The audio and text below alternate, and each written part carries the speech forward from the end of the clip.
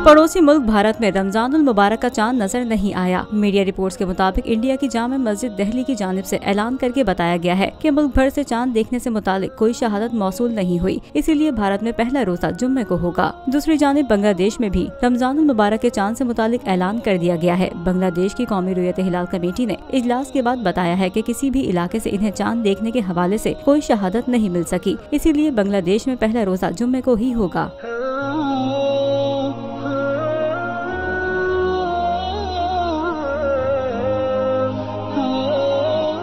Supreme court के मंसूर अली शाह साहब justice एक ऑर्डर पास किया उनकी बेंच ने, और उस ऑर्डर के अंदर उन्होंने बड़ा क्लियर बता दिया कि जी बरियत की जो दरखास्तें हैं वो कब कब लगेंगी।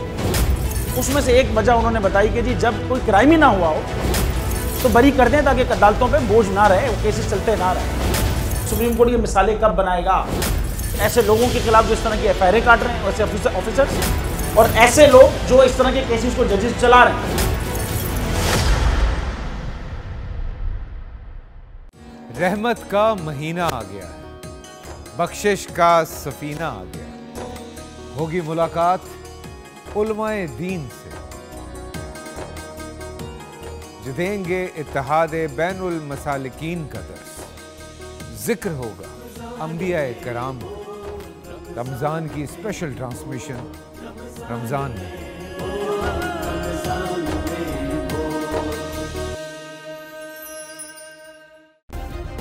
सब्सक्राइब करें और बेल दबाएं ताकि कोई खबर रह न जाए।